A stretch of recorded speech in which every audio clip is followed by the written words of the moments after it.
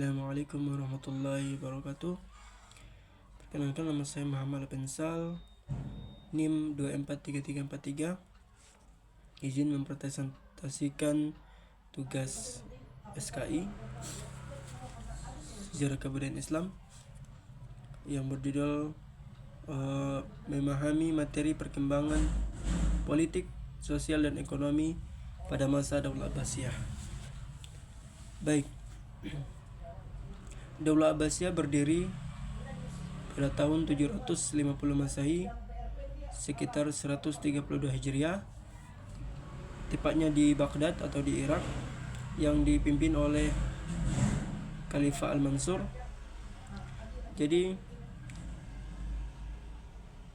Khalifah Abbasiyah ini berkembang pesat karena menjadi pusat peradaban Islam waktu itu. Kemudian dari segi perkembangan politik, kota Baghdad atau Irak menjadi pusat pemerintahan dari segi bidang politik, ekonomi maupun sosial. Kemudian yang kedua, Khalifah Irak ini dibantu oleh sang Perdana Menteri. Jadi Perdana Menteri ini membantu Khalifah untuk membantu suatu pemerintahan agar lebih efektif dan lebih efisien. Kemudian terbentuklah lembaga pemerintahan seperti lembaga administrasi negara, perpajakan negara, keamanan negara. Kemudian terbentuklah tentara-tentara, dilatihlah tentara-tentara lebih profesional waktu itu, khususnya di bangsa Irak atau Kurdi. Kemudian dari segi sosial, kota Baghdad ini menjadi kota besar dan pusat peradaban Islam. Jadi masyarakat Daulah Abbasiyah ini ada beberapa bangsa seperti bangsa Arab, Persia, Turki, dan Kurdi dan lainnya. Kemudian pendidikan berkembang pesat seperti berdirinya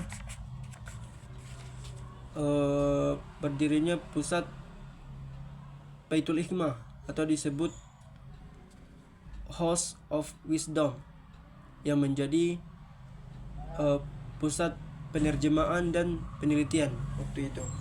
Kemudian ilmu pengetahuan berkembang di bidang kedokteran, di bidang filsafat, astronomi, ekonomi, kimia, dan lainnya.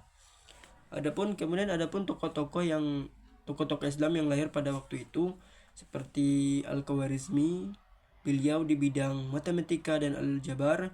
Kemudian Ibnu Sina, beliau di bidang kedokteran. Kemudian Jabir bin Hayyan di bidang kimia.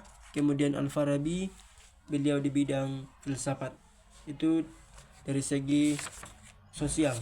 Kemudian dari segi perkembangan ekonomi, jadi Baghdad ini, kota Baghdad atau khususnya kota Irak, itu menjadi pusat perdagangan internasional yang menghubungkan Asia, Afrika, dan Eropa. Maka disitulah perdagangan internasional menghubungkan Asia, Afrika, dan Eropa. Kemudian perdagangan ini dilakukan dua arah atau disebut dengan ada arah jalur laut dan jalur darat. Ada kapal, adapun jalur darat. Kemudian dari segi pertanian berkembang seperti dari segi industri tekstil, industri logam, industri kertas, industri keramik, industri kaca, dan lain sebagainya. Kemudian mata uang yang digunakan untuk melakukan transaksi dalam perdagangan internasional ini yaitu dinar.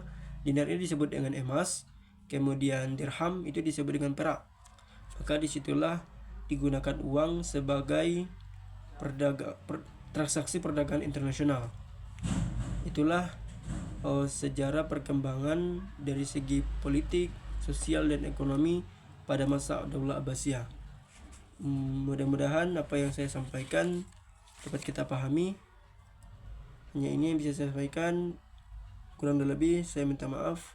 Wabillahi taufiq wal hidayah. Wassalamualaikum warahmatullahi wabarakatuh.